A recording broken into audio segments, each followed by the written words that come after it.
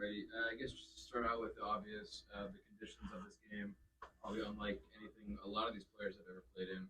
What effect did that have, and just kind of what was this game like from that perspective? I guess. Well, again, I think you know it's boring and it's cliche, but you talk about mentality. You don't prepare for this type of game by training in it, right? And I think the team that quickly adapts to the circumstances around them and control the controllables have a better chance in it. It wasn't easy for either team. I spoke with Schronderla before the game. We talked to the ref about once it gets to a point. Um, but obviously at halftime, I was thinking this game's got to end, right? Like we gotta finish this game. So just a real credit to the players and the mindset to not allow circumstances beyond their control to affect them. And in and amongst that, I think the guys played some really good stuff, in particular in the first half, even with the conditions the way they were, and they stuck to the game plan, and they executed. And credit goes to the players. And this kind of feel like a breakout game for Gomez in a lot of ways. Recording in progress. Two goals and then well, for someone like him, who you guys have kind of invested quite a bit of time and attention into, what does a game like this mean for him to get the Yeah, I think there's a moment in a player's career, a game that really changes the way you think about yourself, but it also affects the way opponents think about you as well. And I think today he accomplished both of those. Again, the coaches have been doing a great job working with the individual players, and again, there's a bucket list of things we have to do, but again, it's the players' desire to want to improve. And Andreas last year was a player that would score, 4 or 5 goals in training, and it wouldn't translate to the game. And it takes a game like this to build that belief that when he's in front of goal, he's going to score. And so, really, really happy for him. I think all the hardships he's endured to get to this point are now validated, and now he's got to maintain the same type of level for us moving forward. Pablo, what can you take game like today? So different. Again, mindset. And the thing that I take from this game is even in the first half when it was snowing and the conditions were poor, our attacking structure was really, really good. We didn't just, leather the ball and hope. We combined passes. We penetrated centrally. We got in very dangerous areas. And then our defending was on the front foot. In that little 10-minute break, I spoke to the guys. The way we started the game wasn't good enough. They got a corner kick from our passive defending. And we're a group that really needs to be on the front foot on both sides of the ball. And after that break, they got after it. And then again, winning balls in midfield, winning balls higher up the field, then it's a contagion for our group. And so I think both of those things are going to be really important as we continue to move forward. 3 games in now. How do you rate? Where do you feel your team is in the new system, and how big of a role is Brooks going to play? Yeah, I don't think it was as evident today as it's been this week in training, but he's a real difference maker for our group. He creates space for his teammates. He's got a great way to pass. He adds the calm that's necessary when bullets are flying in the middle of the game and it's heated. He makes great decisions. And so for me, he's instrumental to everything that we're going to do going forward.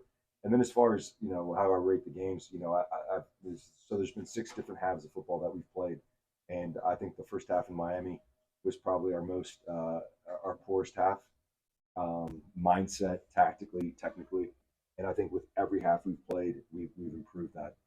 And so again, what I really liked about today is today was a game where if you were fearful of losing the game, you would have just launched the ball.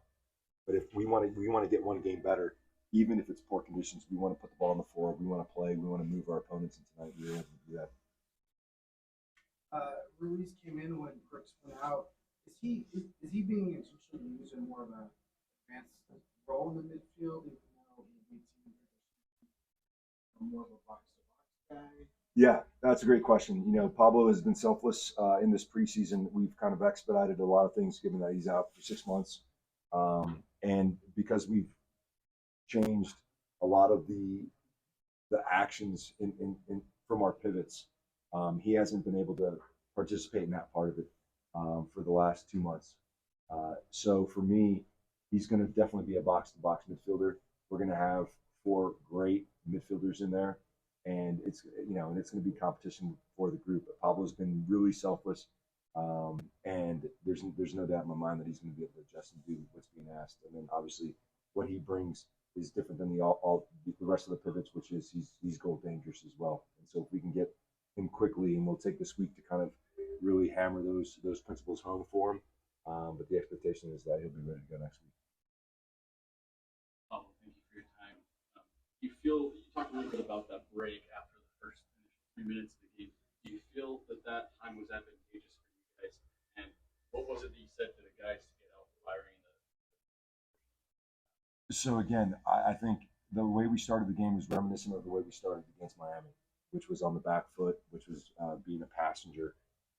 And the first corner kick led to two banks of four with no one to mark and without any pressure on the ball. So I showed the guys the clips and I said, this is not who we are. If we're getting moved side to side, we're not getting pressure on the ball. I don't care if we make mistakes being aggressive. But when we are aggressive, then our lines move in unison.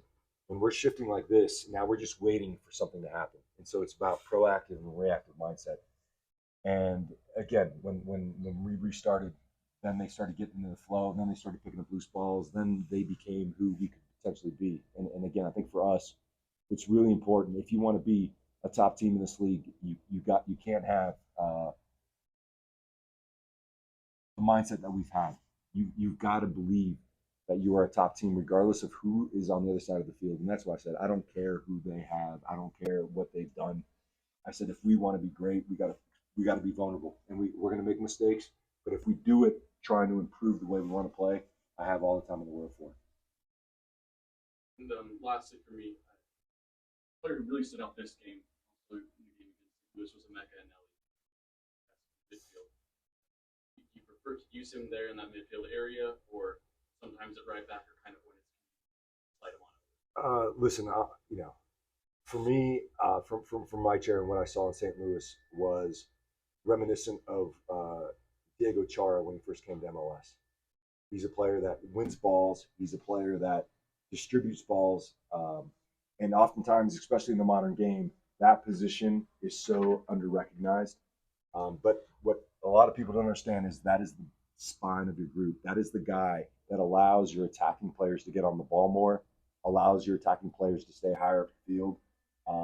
And he has been an absolute monster in the last 2 games. And I wish when I was playing I had 50% of what Emeka has, because he is the real deal. Let's go to Casey Dunau on Zoom.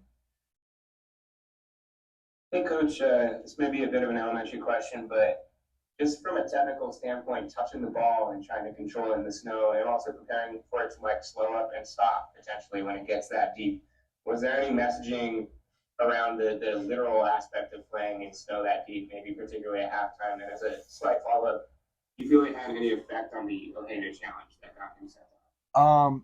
Yeah, obviously at the break, it's a different game, right? We're up 3-0. And so one of the things that we talked about is not playing it backwards, right? And obviously we want to maintain the ball, but can we find forward passes?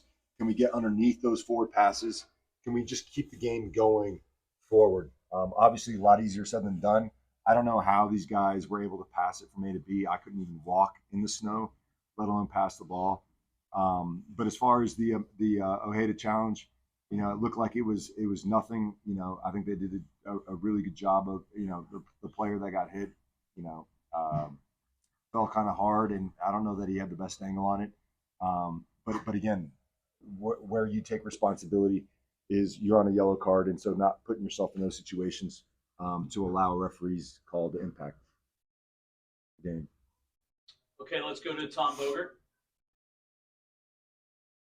Thanks, guys. Congrats on the win, Pablo. I was just on Steve Cherundolo's press conference, and I'm just going to read you a couple quotes of his about the weather and see what your reaction is. Some things that he said was, it was impossible conditions. It was an absolute joke we had to play today. The game should have been called off. It could have been called off. It's an absolute disgrace. It's laughable. It baffles me that we put the players through this.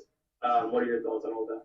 Well, to be fair, I had a conversation with Steve before the game with the referee, and at that point, I think we were all on the same page. But once the game got going, um, once you decide to start the game and it's snowing, there's very little that you're going to do to say let's stop the game because it's already snowing, right? And obviously, as the game wore on, it became less like a soccer match, obviously, and I don't think there are desirable conditions for either team. So from the start, if the game didn't happen, I would have been okay with it. But once we started, it was like let's just get this thing over with.